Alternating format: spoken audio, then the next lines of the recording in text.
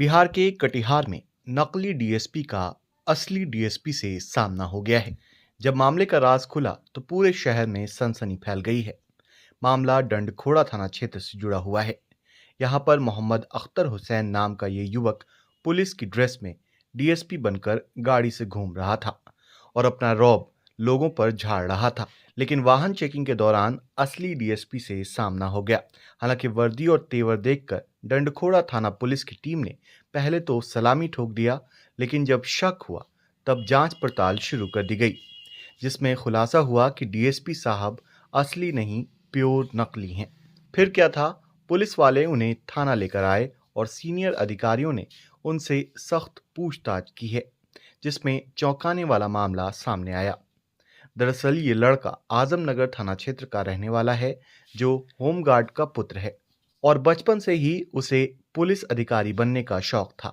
जब शौक पूरा नहीं हुआ तो खुद से ही वर्दी सिलवाकर डीएसपी बन गया और परिवार के साथ साथ समाज को भी धोखा देने लगा। इसकी आड़ में उसका गोरख धंधा भी चल निकला था। गौरतलब है कि कटिहार में एक दिन पहले ही फर्जी साइबर एसपी पकड़ा गया है। अब डीएसपी के पकड़े जाने से पुलिस अलर्ट मोड में आ गई है। कल डंडखोरा थाना प्रभारी रात्रि गश्ती में थे और वाहन चेकिंग कर रहे थे।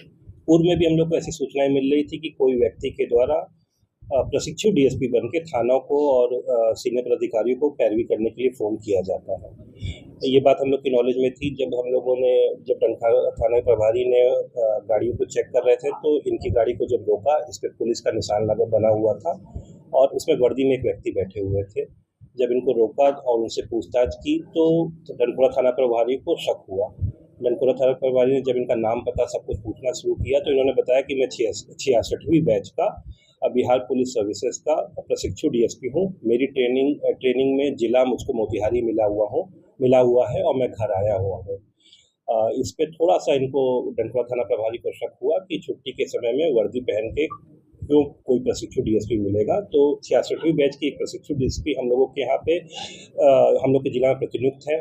उनसे जब इनके नाम का बारे में जानकारी प्राप्त की गई तो पता चला कि इस नाम का कोई भी व्यक्ति ट्रेनिंग नहीं ले रहा है। फिर इनको थाना पे लाके और जांच किया गया तो इनके पास से टूटी फूटी इंग्लिश में बनाई हुई आई कार्ड मिला, जो कि फेक बनाया गया था। वैसा बिहार पुलिस सर्विसेज से किसी भी ऑफिसर को वैसा आईडी कार्ड निर्गत नहीं किया जाता है।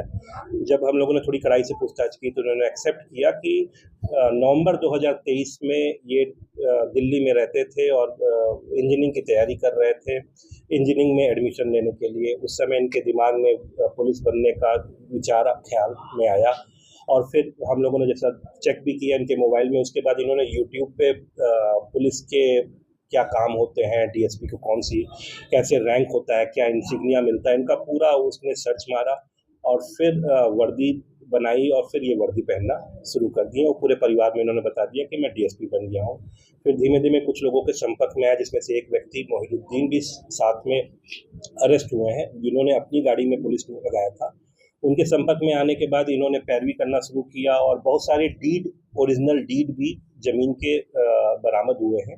उसके बारे में जब पूछताछ किया गया तो ये अपना प्रभाव दिखा के सीईओ और बीडीओ के कार्यालय में भी जाते थे और वहाँ से भी कुछ गलत सलत काम कराने के लिए पैरवी करते थे और रोटेशन और ये सब चीज़ें कराया करते थे।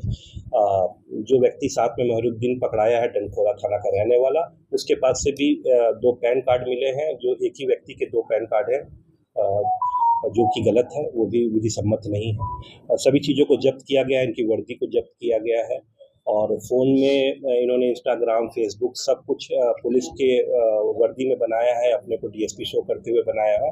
तो सुसंगत धाराओं में हम लोग एफआईआर करके अब न्यायिक परीक्षा में मकसद क्या था?